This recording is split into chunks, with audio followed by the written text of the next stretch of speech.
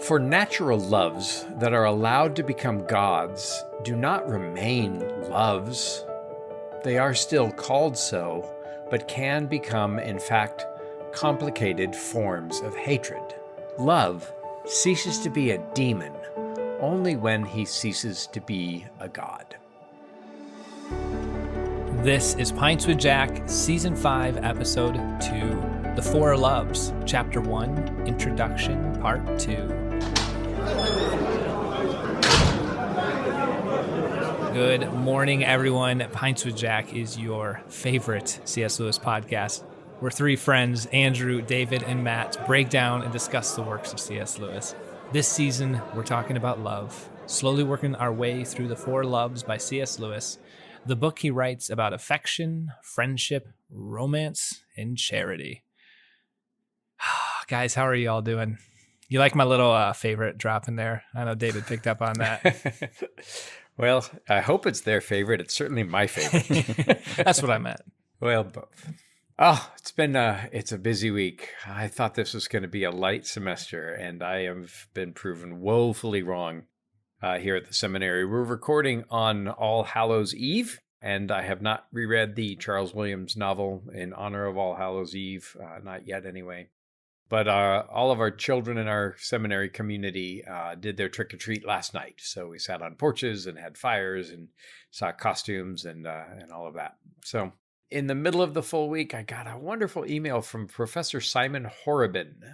He was at the Oxford C.S. Lewis Society last term on Zoom, and he is an Oxford professor who is working on C.S. Lewis's annotations to his own copies of literary works. So he's looking at Lewis's comments in the margins of his Shakespeare or his Chaucer. So he and I had struck up a friendship, and got an email from him asking me to come to dinner at table in Hall at Magdalen next summer. Nice. And offered to take me up to the Magdalen Tower, the Magdalen Bell Tower, and also invited me to come and see C.S. Lewis's rooms at Magdalen. So, wow. That's been fun this week.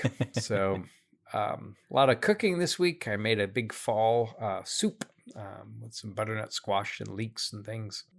I saw on my notes to maybe put in prayer requests. So strength, certainly, discernment as I'm towards my next to last semester of seminary, and lots of question marks and unknowns. Unknown to me, but the Lord certainly knows. And as always, the love of God. And I also wanted to mention a sad note, especially for those of you who ever attended a C.S. Lewis event at Camp Allen in Texas. We've got another one coming up this December 3rd and 4th. For many years, the Lewis Foundation was at Camp Allen, and the director of communications and really kind of the shining light and heart and soul of Camp Allen, Toni Christopher, just passed away. She was marvelous and had many years struggle with cancer. Her husband died a few years earlier of lung cancer, and so now her daughter just started her first year of college, and now she's alone. So may Toni Christopher rest in peace, rise in glory, and may light perpetual shine upon her. Amen. Amen. Wow, I'm going to put that one back to you now, Matt. How have you been? You thought you've had a rough week, man. I know. I sit here saying that was, when I was thinking about this week, I was genuinely like, it wasn't anything meaningful spiritually on the surface, because it's been a rough couple weeks with work. And sometimes my work is out of my control with market stuffs, but as a perfectionist and a control freak, it's tough to let go. And so I tend to, it can push me into escapist behaviors. And so I realized, even this is probably one of the rougher weeks in a while. And I was actually like, you know what? I did a pretty decent job leaning into it and not sacrificing, not turning away from good practices and turning towards bad practices in the same way that I felt like I did during the pandemic. So it was maybe a mini spiritual consolation just to recognize that even though I'm far from where I would like to be, I have grown since the pandemic, where I really noticed my weakness with that. And I even remember going through that thinking to myself, really being demoralized. And so there's a little bit of a grace to be able to witness, I handled it better this time. And so I did. It was almost like that analogy I had mentioned on this podcast before of you're running across a football field with weights behind you and you're incredibly disappointed with how slow you're going, but you don't realize that you are actually strengthening your muscles. And this was like one of those moments where I ran faster and I go, oh, hey, maybe that was actually for something. Still slower than I would like to be, though. Well, they say that the 99 swings of the sledgehammer on the rock don't break the rock, but they weaken it, and they strengthen our own muscles. I also want us to be mindful, our listeners too.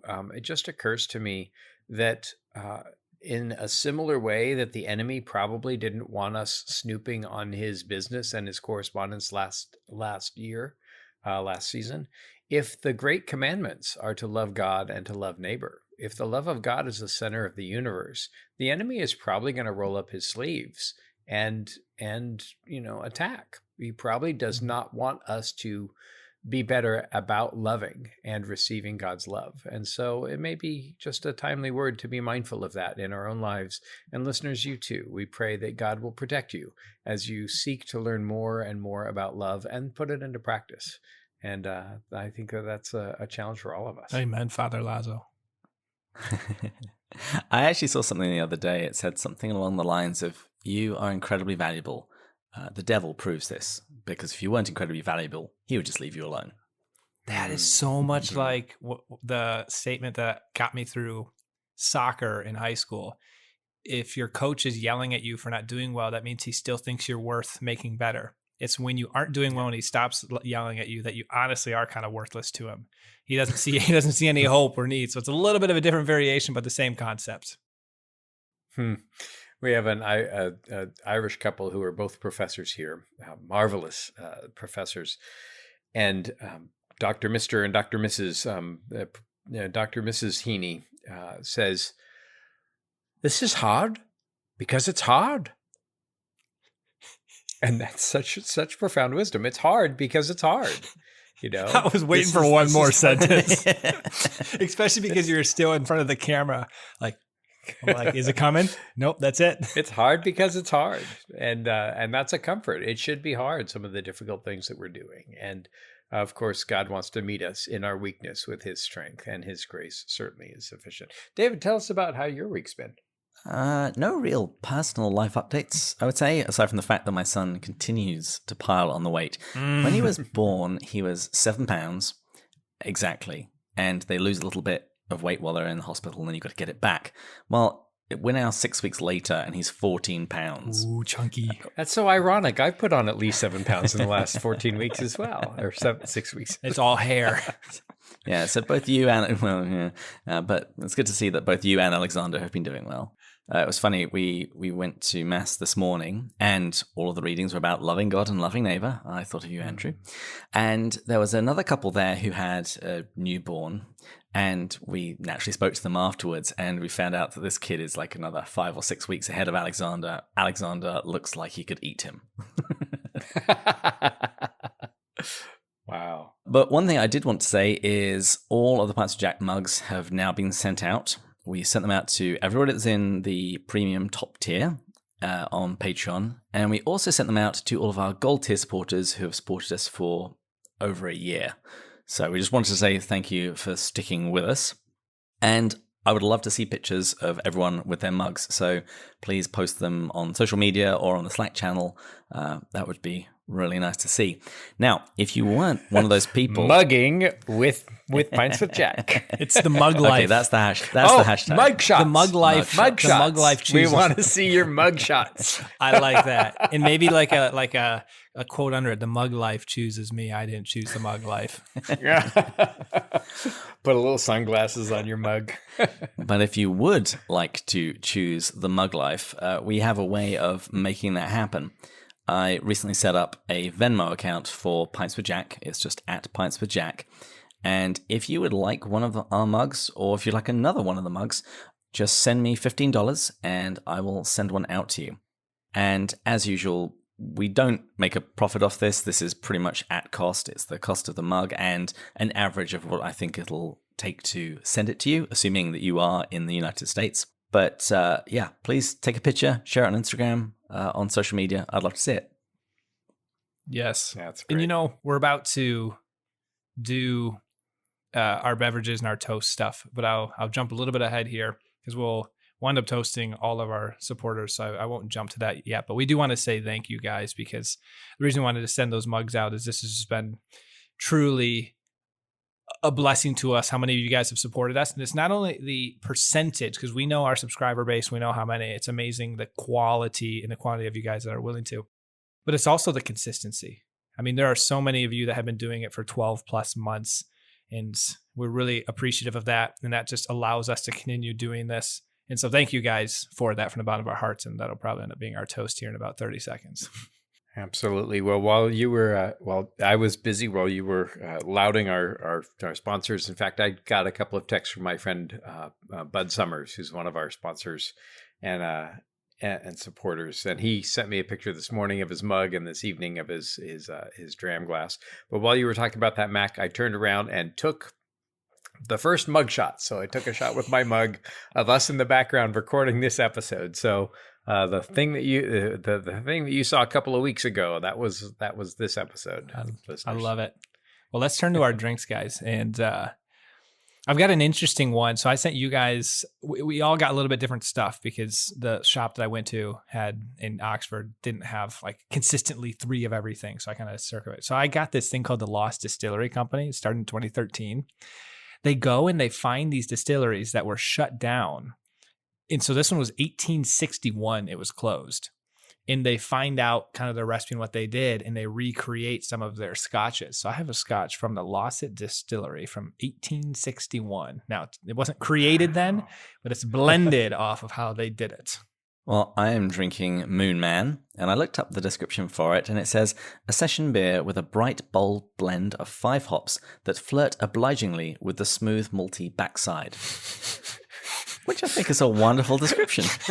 I try not to flirt obligingly with any backsides. I was thinking that. Oh. How about you, Andrew? What are you drinking?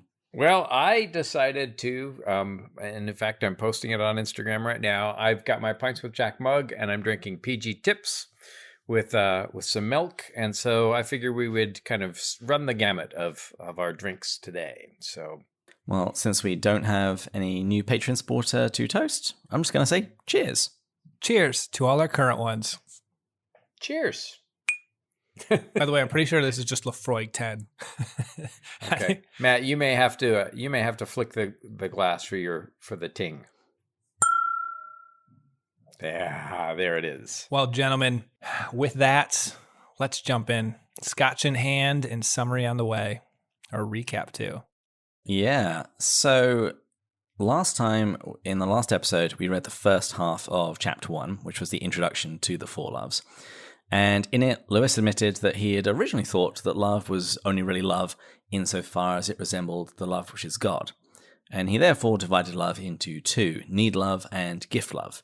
Need love being the kind of love which sends a scared child to its mother, and gift love being the kind of love which causes parents to work and save and plan for the future of their children, which even they actually aren't going to see. And so Jack compared these 2 loves to the way that God loves us and the way that we love God. And really, for the rest of the episode, we followed him as he argued that need love is actually love, saying that we end up in all kinds of problems if we try and deny that. So that was my recap. Do you 2 have anything to add? You know, there was just 2 quotes that were from the last episode, but they'll also come into this episode that I think are really important foundationally for connecting the 2 weeks and somewhat understanding them. And this was actually from the very last paragraph of last week's episode. A man is nearest to God when he is least like him. And we're going to learn about this likeness and this nearness approach this week. So I wanted to tease that and bring that back up here. And then if you remember, we had that conversation on the highest is never without the lowest. And I might be slightly butchering that, but the essence. But this wouldn't be Pints with Jack if Matt didn't butcher a quote. The highest does not stand without the lowest. There we go. Andrew, that's usually David that's doing that. I always knew you were a blend between us. This time you put on your David hat. So yeah, I wanted to share that because listeners, keep that in the back of your mind. I believe this week it's going to be, there's a little bit of a gap between these 2 episodes of connecting them. So I thought those 2 would be helpful. I just, for my notes, I just have been struck by, certainly it always goes back for me to Orwell as to a certain degree, but how we are all this kind of aching maw of need. And it reminds me of the hymn, "Every hour I need thee." And so, yes, it's need love always on our side, but God comes to meet us even there. What a beautiful way to go to the 100-word summary. Jack speaks about two different kinds of nearness to God. He says that nearness-by-likeness is God-given, built-in, and static, whereas nearness-by-approach is dynamic and growing and involves the will. He illustrates this with an analogy of traveling to our home in the mountains via a circuitous route. Next, Jack draws on the Swiss philosopher Denis de Rougemont, pronouncing that love becomes a demon when it becomes a god. Not when the love is at its worst, but when it is at its best. And he concludes by saying that human loves can be a positive, negative, or even neutral force on our own approach to God. Well, with that, let's jump into this week's episode. In this one, I'm probably going to say this every episode because I'm really looking forward to this type of book format with this kind of conversation. But this is another one where we're wrestling with mental models that Lewis is putting together. And I'm looking forward to all of us, if we agree wholeheartedly with how he does it, if we don't, how we interpreted it, how it connects. So this is going to be great. But David, how about you kick us off with the first part? Sure. And I'm just going to say, just to begin with, I think this book needed more editing. Yes. I think there are some connections that Lewis needs to tease out some more. I think this was rushed. Mm-hmm. One man's opinion, but well, let's dig into the text and see if I can defend that claim. Andrew, I can see his face is like, I've got to keep my lips sealed right now. Delayed gratification. Oh, no. Wait, when have I ever thought that? I do agree that this is part of some of the thorniest Lewis that I've ever read, but untangling it has been a lesson for me in and of itself. But please, go ahead, Dave. Yeah, I definitely think there's gold here. I just think it's a little hidden, and you have to work a little harder than I think is strictly necessary. It's like till we have faces. And it's also the fact, I think, Joy's cancer had returned. And so maybe she wasn't able to help him as much as she could write more like himself, which is what she did for him until we have faces. Well, way to disarm us. We can't make fun of Lewis's bad writing anymore. You just associate it with his dying wife's cancer. I'm sorry, Lewis's what, Matt? Lewis's... We'll just pretend you didn't say that. David. Okay, so we left off last time as Lewis was saying that our need love for God is, at the very least, the primary ingredient of a healthy spiritual condition. And Lewis says that a paradox follows from this, namely that we come closest to God when we're in a sense least like God. This is what we said earlier. And here's the quotation again. For what can be more unlike than fullness and need, sovereignty and humility, righteousness and penitence, limitless power and a cry for help? But this raises a question. What does it mean to approach God or to be like him? And as we continue reading, Lewis explains this with another distinction. We're going to get a lot of these over the course of this book. And here the distinction is between nearness-by-likeness and nearness-by-approach. And from what I can tell from my little bit of research, it seems that Lewis started to develop these distinctions during his Great War with Barfield. But I'm going to turf it over to you guys. How would you explain these two different types of nearness? Well, I struggle because Lewis is about to crush it in the next paragraph. And so I'm ultimately going to end up taking what he said. But nearness-by-likeness is, we are similar to God in his nature. Nearness-by-approach, though, means we haven't necessarily, just because we were born in his image and we have characteristics like him, does not mean we have assented to that relationship with him, that communion with him, that process of theosis or sanctification or deification, however you want to look at it, that dying of yourself, letting go of your ego. And so one of them is like the starting line and the other is kind of going through, but I don't know if that's a theologically proper analogy, but that's what I think about. I probably would take it in a different direction. And let me see if I can channel Steve Beebe and his Craft of Communications book and see if I can transpose an idea.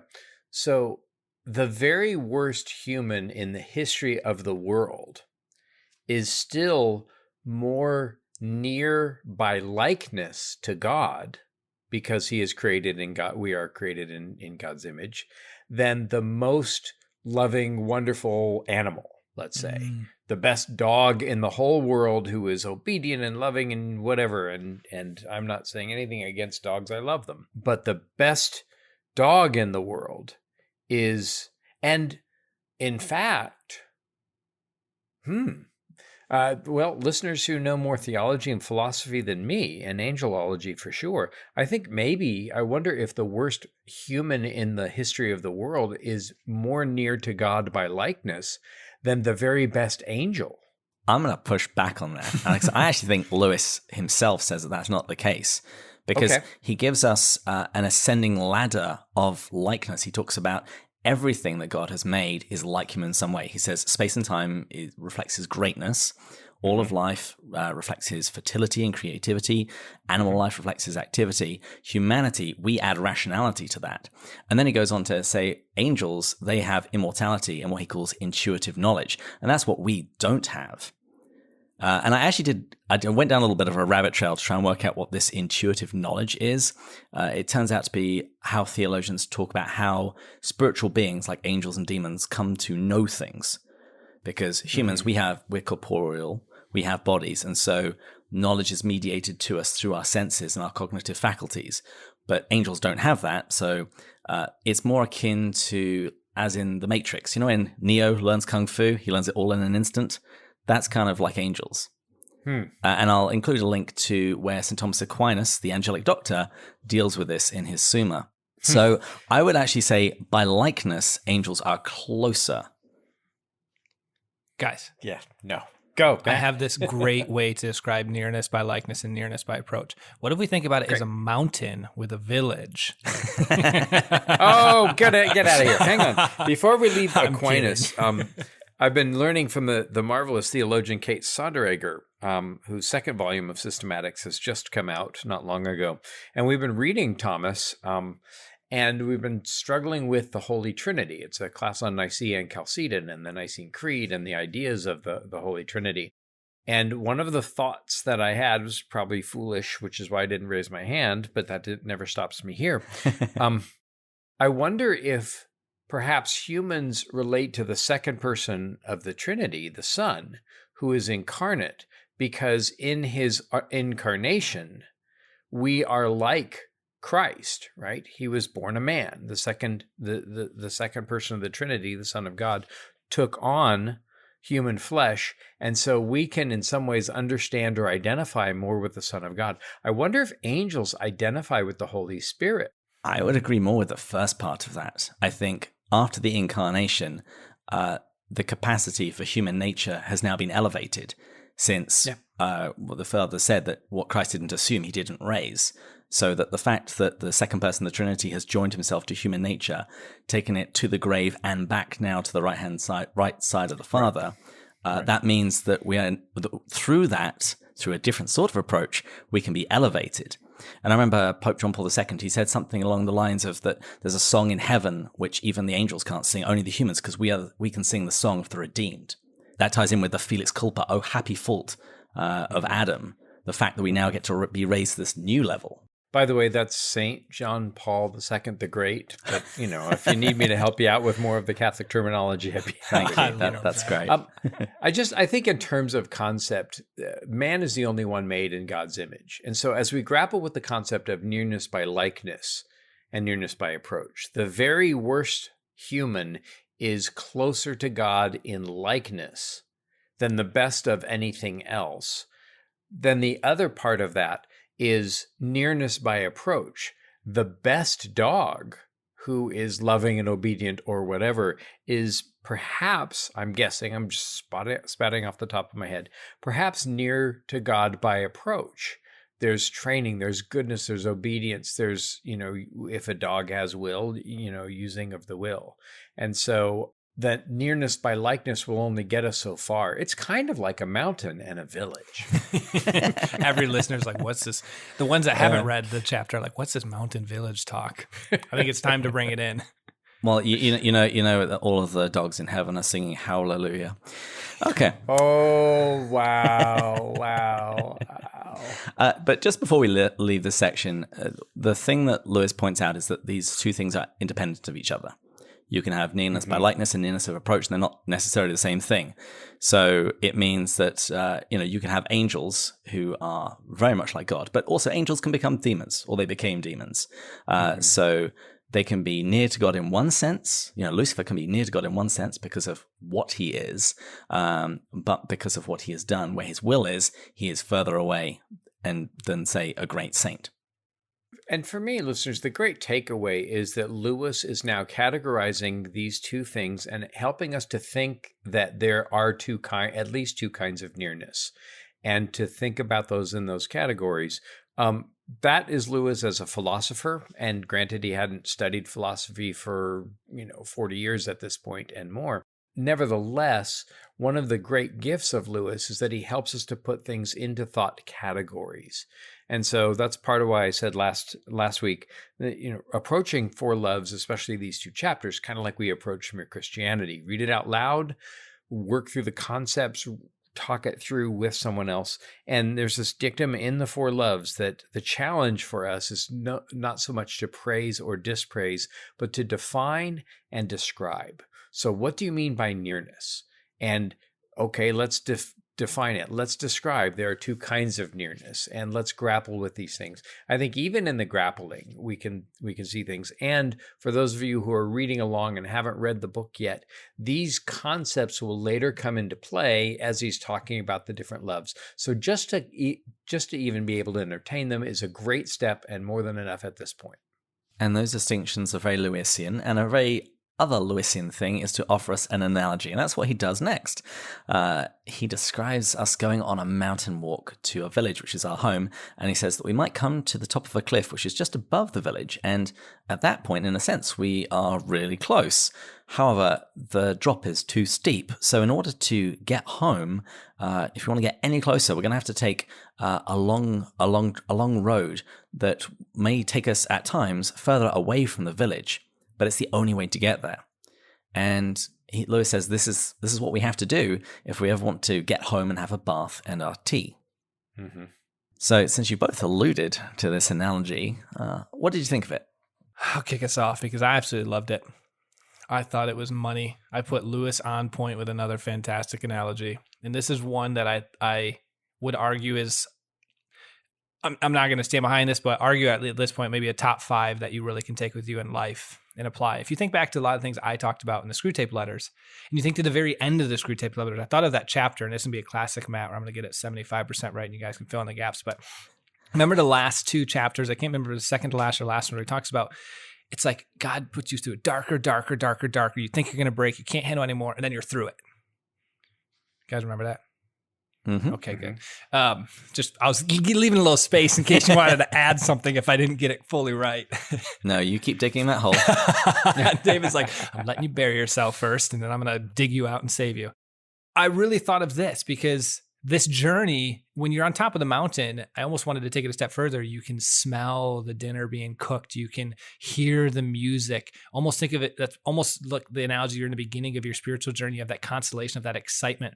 And then as you're descending the mountain, because we all talk about if you go on a retreat, you're on this spiritual high and you have to descend the mountain.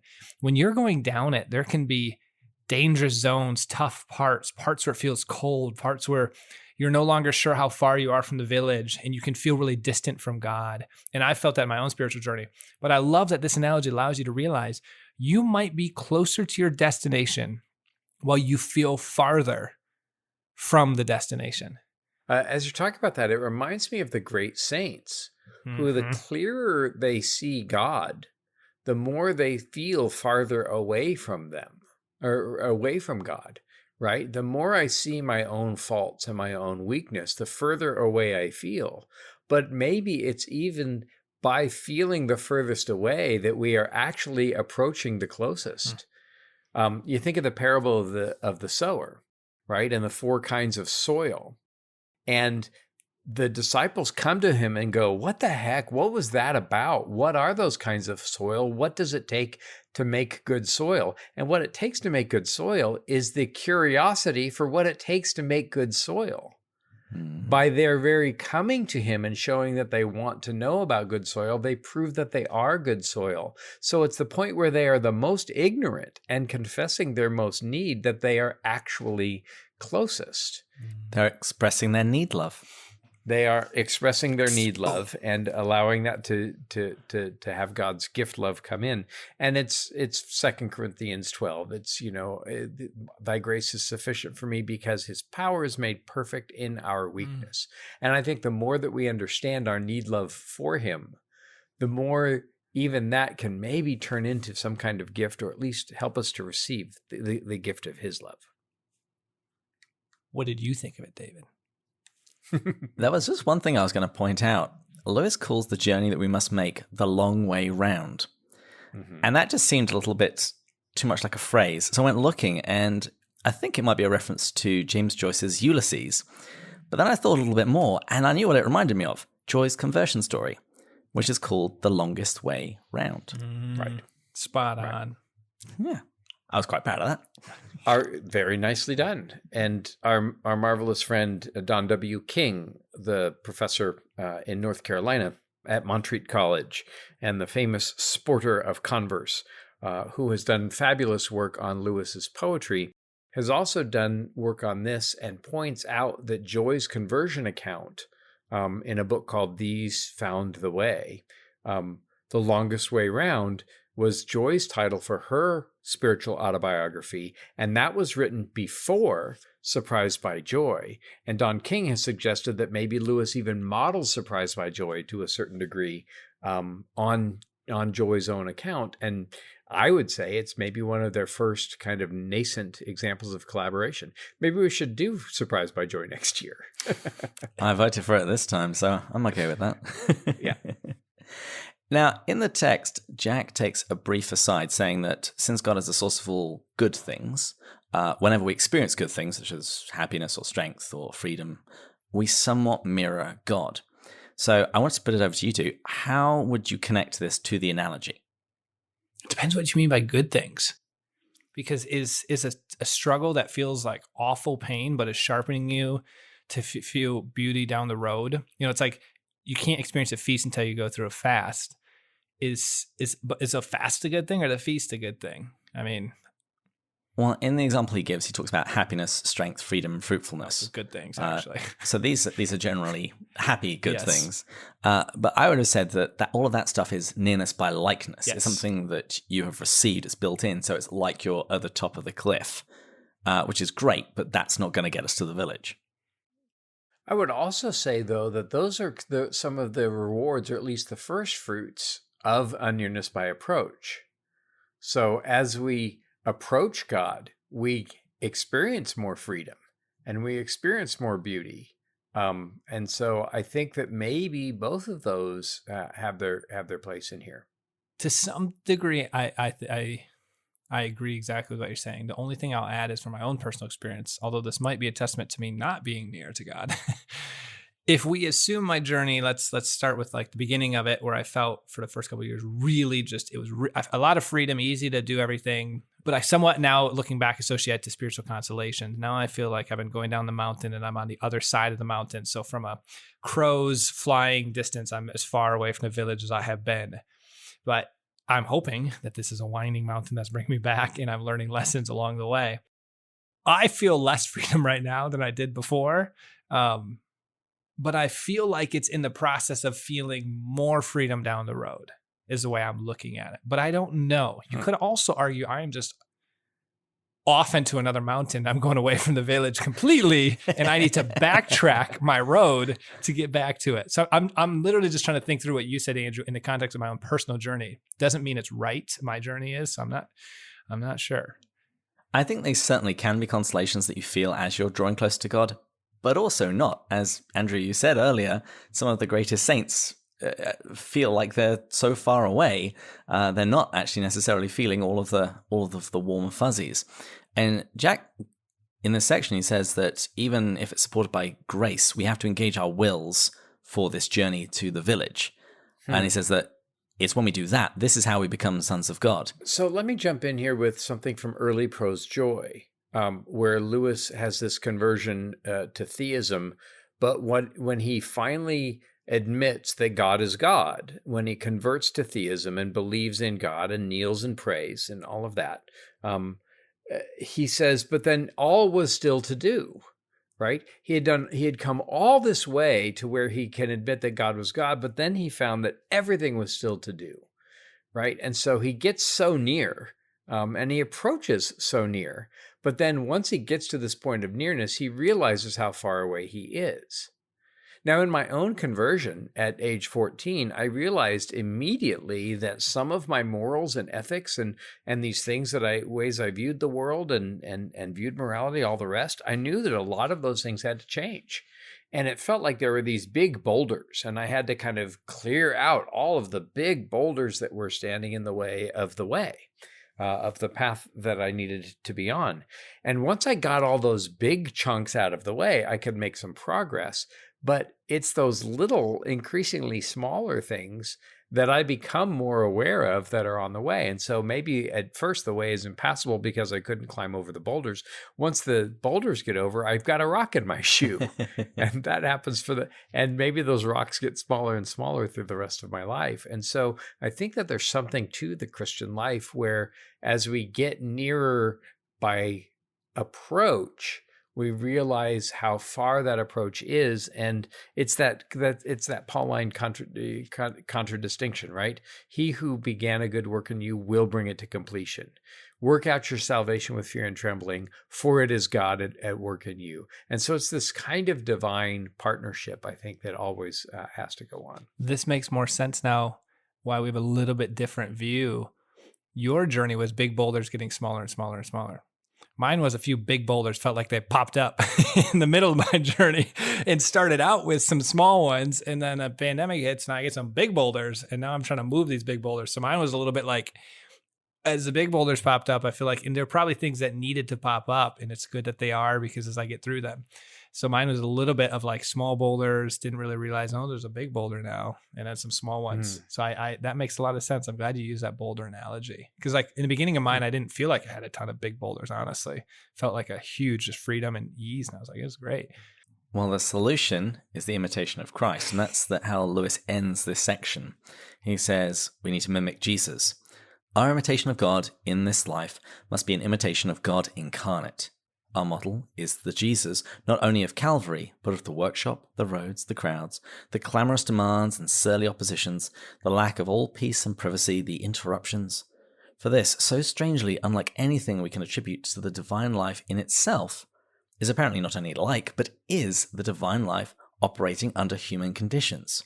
And this relates back to the paradox that he identified at the beginning of the episode, that we are near to God when, in another sense, we are most unlike him. I wonder if maybe this nearness by approach shows us the distance by likeness. The closer I get to God, the more clearly I see Ooh, I could get behind this.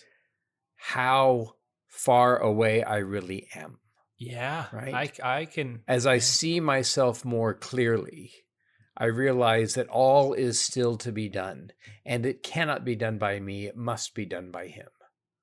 Right? Rather like in Mere Christianity, where he said, when in the chapter on faith, where he says, you do everything you can, and it's only usually at that point that you have to throw up the sponge and say, I can't do this, you must. Well, I was just going to say, in terms of my journey, that's probably the one thing where if I had to use that exact language you just used to try to at least create a mental model for what I've somewhat been experiencing, I feel like in the last 24 months is exactly that, David. Because it was honestly so easy in the beginning, I thought I didn't actually need God that much. And now it's the first time in my life I'm realizing, whew. So they're almost good boulders. They were always going to be there. It's like I didn't see them. Everything was just so, I hate to say this, but it was really just easy. I was in a great community. It was easy to just be disciplined, follow all the stuff, have really similar like-minded friends and everything. And it just became really tough after losing that community. And it was when I realized I wasn't that way because I'm incredibly self-disciplined and have this great internal constitution and will. It was because of the graces that were provided by the circumstances and by God. And now I'm realizing he's teaching me that that's what it was. And I need to become more dependent on that daily. But here we see our books and our seasons coming together, right? Yeah. Because he talks about mere Christianity, where he kind of starts us out on training wheels and then he takes his hand away and leaves us to ourselves even to fall. But the falling is itself a nearness by approach. We're getting closer by dint of the fact that we can fall because he's taken our hand away. I keep telling myself and let's that. also, yes, and for us and for our listeners as well, let's remember the law of undulations. Right? Let's remember that we're going to have peaks and troughs. And I think that that analogy is good to come in here with the kind of the mountain and the valley. There's also if we ever get to letters to Malcolm, he talks about the prayer of silence. And he says, sometimes I can pray the prayer of silence, but I need not be disappointed if I'm not always able to do so. He said, I need to avoid the error of the Stoics, to think that I can always do what I can sometimes do. And I think that as we get closer to Christ, the nearness by likeness and the nearness by approach just kind of are subsumed by the fact that we are getting nearer. And he must increase. And as he increases, those things, I think, come more closely together as we get closer to the center of the circle. So much good stuff. Well, just to connect this to theosis, in Peter's letter, he talks about we've become partakers of the divine nature. That's actually kind of nearness by likeness. That's what you are, that's not quite so much about your will, but at the same time, it is a participation in your will. So we have nearness by approach, which changes what we are. We are those toy soldiers that are turned into real men and come alive. I was going to, David, bring that up. I'm glad you did, so I won't say any more on that. But I wanted to add one point to this of St. Augustine. You didn't mention this in your quotes that you brought, so I want to do it. But in the part where he says, and whereas the likeness is given to us and can be received with or without thanks, can be used or abused. The approach, and here's the key part, guys, however initiated and supported by grace. One of my favorite theological concepts I learned in my Augustine course was Augustine's theology on grace, and the fact that there's like, I'm going to butcher this, but there's like a primary grace and a cooperating grace. And so in our own spiritual journey, as Lewis described, it's a grace that we even have the divine life. Like when your parents make love and you come out of that and you're begotten, you had nothing to do with that. It's a gift that you even have life. That's the primary grace. So it's a gift that we even have the image of God in us, and we have this. But there is a cooperating grace. So that's the initiated part, by the way. And then there's a cooperating grace that we assent to that to maintain that life. So in this case, he uses the word will in here, actually. But even that willing is supported by grace too. At least that's how Augustine thinks about it. And I'm not going to pretend Augustine necessarily fully correct on this, but I've always loved that imagery because he leaves room for us to participate, and it does take will, but never can, it's a beautiful blending because never can we, or threading of the needle, never can we say we merited it because it's even a gift that we had it in the first place, and it's a gift that we can even participate in this, but we still do need to participate. We're back to the Four Loves again, where he talks about the divine life. Yes. It comes to us through a very strange way, but it's our job to receive it and protect it. Yes. But it came as a gift in the first place. Although I do have to correct you, I am certain that I came via stalk. That's how I came into this world. I was getting excited. There's nothing you can say. A stalk of what? Well, and it's totus tuus, right? Isn't that what Saint John Paul II the Great said? Totus tuus. Saint John Paul. Pope Saint John Paul. Yeah. Well, I was leaving a spot for you to pick up the fumble from her. No. It all goes back to him. It's non nobis, right? Not to us, but to thy name give glory. And the closer we get to him, the more that we realize it is all him. And I think that love allows us a chance to realize our farness away and our unlikeness. but love also then becomes the medicine by which we correct those ways which we are not near. Well, let's get to the next section, because this was the first really big idea that struck me when I initially read The Four Loves. Because in this section, Lewis explains why he felt the need to make this distinction between nearness-by-likeness and nearness-by-approach. And Jack says that St. John's maxim that God is love needs to be carefully understood, otherwise you can assume the converse, that love is God. And he draws on the work of the Swiss philosopher Denis de Rougemont, who says that love begins to be a demon the moment that it begins to be a god. And Lewis says that human loves at their height claim a divine authority. And he says that this is particularly seen in romance and in patriotism, in love of country. But we're going to see this throughout the book on all of the different kinds of love. And here's how he describes it. These loves tell us not to count the cost. It demands of us a total commitment. It attempts to override all other claims and insinuates that any action which is sincerely done for love's sake is thereby lawful and even meritorious. Does that ring true to you? It does. But I would add, when we have no need, love, and don't surrender to divine authority, that is when they do. So I can see it plainly in my life. When I'm utterly dependent on God and I find meaning and centeredness in Him, no love, whether love of family, spouse, friendship, let's think of what you're talking about here, like rom-coms, romance, holding it up to the status, like it's never held high to me. But I'm trying to be self-sufficient when I don't really have God in the center of my life. I turn to these and fill these, and I do hold them on divine authority, and I do hold them up, and they do become corrupted completely. So I do think it does ring true in my own personal experience. So this is crucial for Lewis. One of the essays that I think is underlooked, but could come in real handy here, is an essay Lewis wrote called "First and Second Things." And so many of our spiritual problems come when we put second things as first things. Mm-hmm. Or when we put first things as second things. So Turkish delight is good in its place, but to make it the main thing is going to really kind of drive you crazy. Your family should really take priority over Turkish delight. Probably so. Absolutely. And so it seems like such a basic concept, but I recommend it's just a few pages.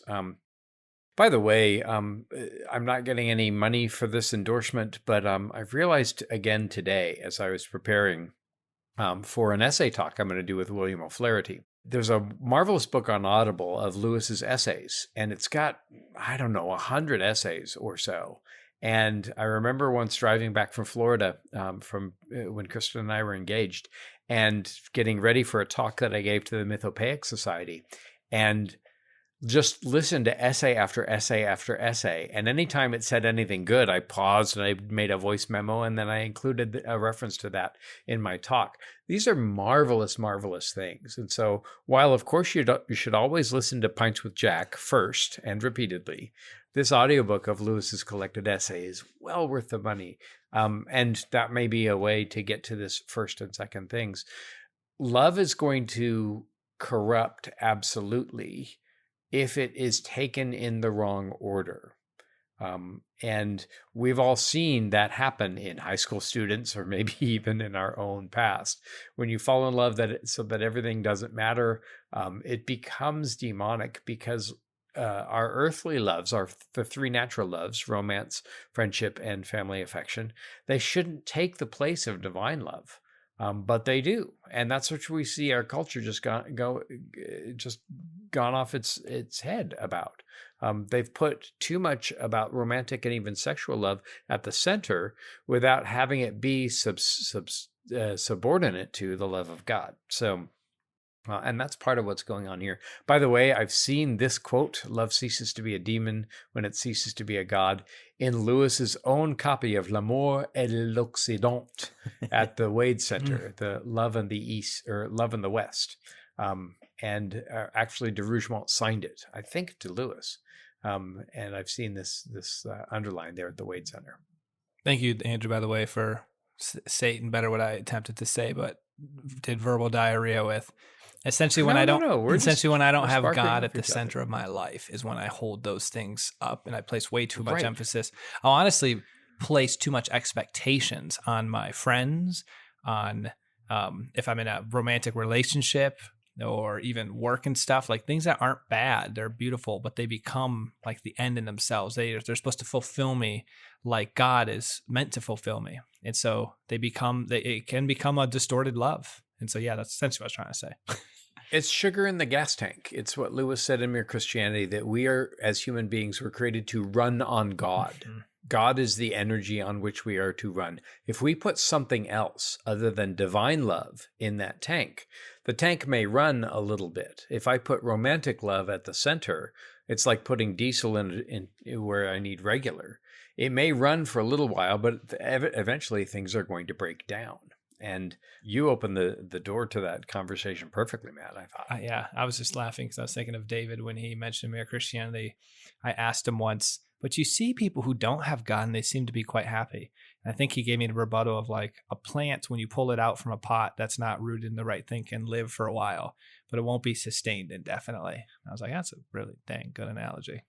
Absolutely. That is amazing.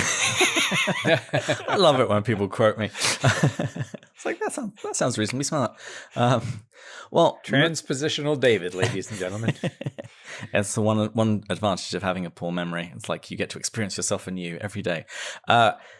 Moving on, Jack points out something really important that follows on from what he just said, that the loves make their divine claim not when they are at their worst.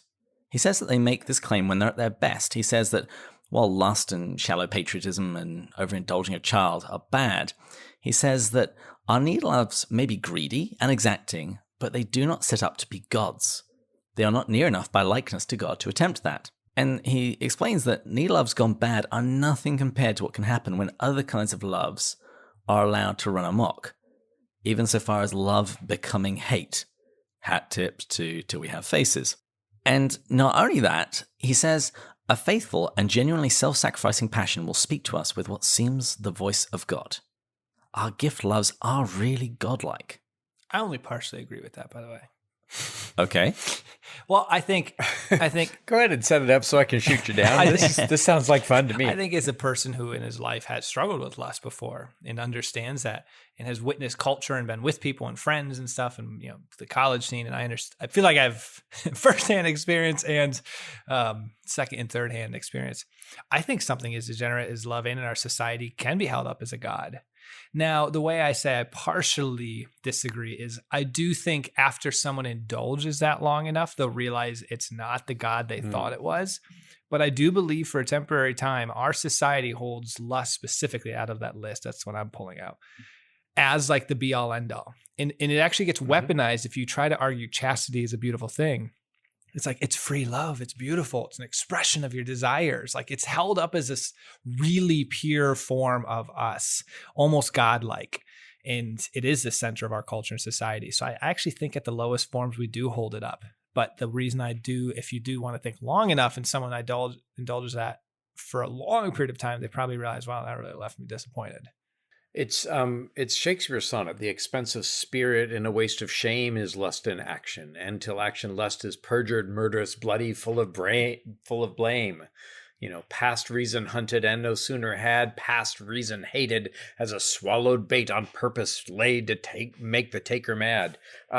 But the thing is, look at our culture. We fall for that same old lie about lust as being, the best thing again and again and again. And then it just gets repackaged. I mean, I think that it was a brilliant tactical move on our part, and I'm happy to self-congratulate all three of us to pick Screw Tape right before the Four Loves, because we have gotten used to understanding that our culture at large will tell us lies.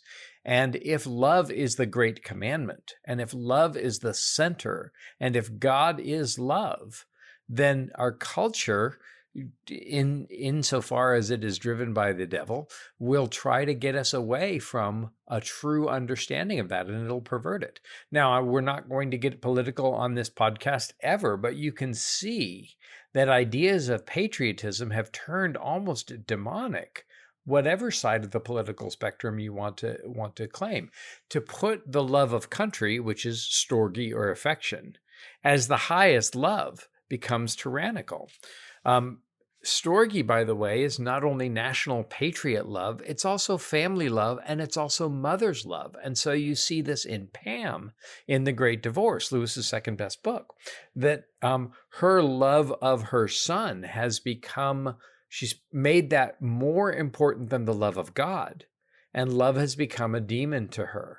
And love becomes a demon when we set love up as a god. When I set up anything as my ultimate good except God, it is going to let me down. And the enemy is going to try to keep me putting something else besides God as the central good in my life. And he's going to keep trying to trick me, and I'm going to keep falling for it.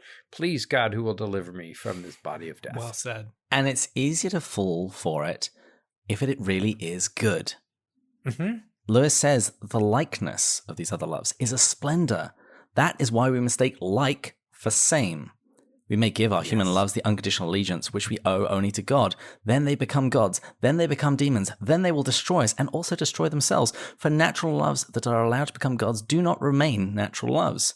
They're still called so, but can become, in fact, complicated forms of hatred. And this does remind me of Lewis's best book, The Great Divorce, where MacDonald says there's something in natural affection which will lead it on to eternal love more easily than natural appetite could be led on. But there's also something in it which makes it easier to stop at the natural level and mistake it for the heavenly. Brass is mistaken for gold more easily than clay is. And if it is finally refuses conversion, its corruption will be worse than the corruption of what you call the lower passions. It is a stronger angel, and therefore, when it falls, a fiercer devil. Yes, absolutely. It echoes that well, but it echoes that in kind of proleptic fashion as a rough first draft of Till We Have Faces, where he talks about this complicated form of hatred, even quite specifically. Lewis is saying the same thing, like Barfield said. And we also see it in Mere Christianity as well, that a dog is capable of more good than a cow, and a man or a woman is capable of more good and thus more evil than a dog. And so an angel is capable of almost infinitely more good and more evil than a human, which is why the enemy is so powerful. And so, yes, a love like that, says Orwell, can grow to be 9/10 hatred and still call itself love. So there's your kind of direct echo that Lewis rewrites into that passage from the Four Loves that you just cited, David. Because as I mentioned last week, I think that what Lewis is doing here, he was writing about the Four Loves until we have faces. People didn't get it because he didn't make it perhaps clear enough. And so he rewrites it out in prose. And so all of those ideas from a couple seasons ago are coming through right here. Well, let's wrap up this chapter by looking at the final section, where he says that we must neither debunk human love nor make it an idol. And he says that the 19th century authors wrote about love as though it was the same thing as sanctification and holiness. They basically fell for this. But this resulted in a counterswing, with the debunkers dismissing much of love as mere sentimentality and slush. And Lewis has an interesting section at the end that I wonder what you guys made of it. He says that, speaking of the debunkers, he says they're always pulling up and exposing the grubby roots of our natural loves. But I take it we must listen neither to the overwise nor the overfoolish giant. The highest does not stand without the lowest. A plant must have roots below as well as sunlight above, and roots must be grubby. Much of the grubbiness is clean dirt, if only you will leave it in the garden and not keep on sprinkling it over the library table. Marvelous. I think we should coin a new term, schlust. Slushy. I like that. It's a question of proportion. It's a question of having things be where they belong, right? And that's what the enemy is constantly trying to get us to do. It's what we saw all last season. Remember that evil is bent good. Evil is a good thing out of place or out of proportion. Remember what Screwtape said, keep your patient from all extremes. What God wants is to avoid all extremes except extreme devotion to God. And so the enemy's going to try to get us to be too much devoted to anything that isn't divine love. I personally, I don't know if this is what you were thinking, but I thought it was a little bit muddled. He got a little bit fancy here, but I agree exactly with what you just said, Andrew, of what he was trying to get at. I think it's not an either or, it's a both and. He's saying you can't go to either extreme and disregard the other extreme. And so in my view here, because he brings up the highest does not stand without the lowest, that's where I got that from. And it seems to be a big concept here. Gift love, this might be a little controversial, but David and I talked about this briefly before our Patreon call, because our supporter was slightly late. And so we were just chatting about this. I kind of think that gift love can't, from a human perspective, not from God, from a human perspective, gift love can't exist without need love. If you're a human and you don't think you need God at all, and you have none of that, can you really have pure, genuine gift love? And so I think you can't have either or, you need them both. It's only when we realize our deep neediness for God, like you said, Andrew, earlier, do we receive the grace and the strength to give a true gift love as well. Because I think, Andrew, you mentioned before too, with gift love, that can be perverted and self-centered. But when we have the need love, they're both perfected in each other, I think. And you can't go from one to the other. But that's maybe my current controversial view. We've been talking in my class about the Holy Trinity, and no father without a son. Does the father need the son? David, were you a father before Alexander came? No, but I am a corporeal creature, and therefore he necessarily follows after me. I am not eternal. But you needed a son in order to be a father. I also needed a wife. You did indeed. And your son certainly needed a father. And he needed what I'm getting at is that need love and gift love kind of have this constitutive nature in God. And the closer that we get to him, the more that we understand both our need and the gift. And I think that's what Lewis is trying to drive us towards. And he closes out by saying that these loves that we can sometimes mistake for divine, sometimes they can really help us on our journey towards God. Other times they can hinder us when we place them inordinately high. And also sometimes they can just not have a whole lot to do with it at all. Which is an interesting idea, which I'm sure we'll look at next week when we look at Chapter 2, Likings and Lovings of the Subhuman. Well, I think that this is kind of a marvelous discussion that we have had, and I'm grateful to Lewis. Like you said, Matt, this is one of the really good. This is the central book for me as an adult. This taught me the boundaries of love, and so much of what Lewis had thought all of his life is here, and I think that's why we have bounced back to so many different things, different essays and books, and listeners, keep trudging through. It gets easier after the second chapter, but I think he's sharpening up our thinking chops, and I certainly need that sharpening all the time. Yeah, and as before we sign off here with the last call, listeners, this will be the second episode you hear with this new format of us three. Let us know what you think, because as a person recording this, and I don't know if I speak for Andrew and David, but I'm really enjoying this. In previous ways we've done these seasons, it's probably been 60, 70% text, 30% commentary around it. This time it's like 25% text, 75% commentary. And it leads to some really cool discussion. Like, I really like how this evolved.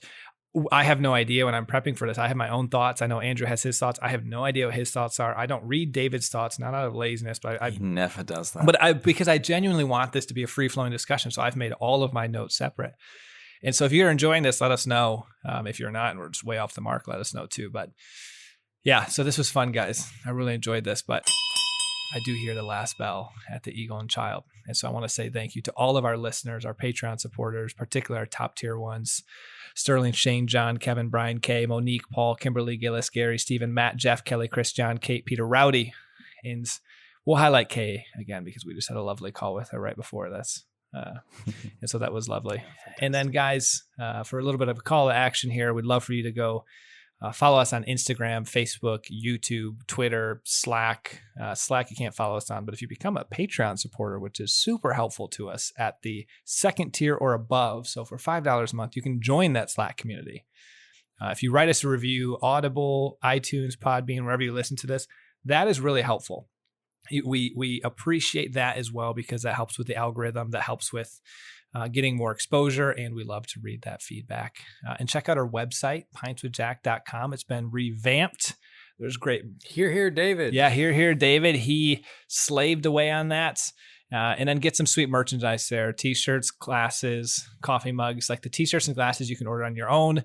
Coffee mugs you can't. So either Venmo us or message us on any of our social media platforms or email us, and for $15 we'll send you it. I'm going to challenge our listeners to dig back into our feed and see if you can find my post that I posted while we were recording of my cup of PG Tips. I also tagged PG Tips in that, so maybe they'll sponsor us. No, they've been useless. I've done the same thing. I have yet to have free tea come to my home. Although I had one of my friends do the same thing. I think it was with Twinings, and they sent her a whole load of stuff. Or no, it wasn't. It was Yorkshire Gold.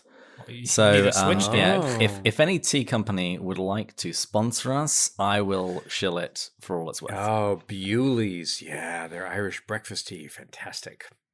Well, listeners, we've enjoyed our time together. We've enjoyed exploring this most important topic. We pray that God will bless you, not only with thinking better so that you can become more like the mind of God, but also with more love, and love for each other, and love of God, of course.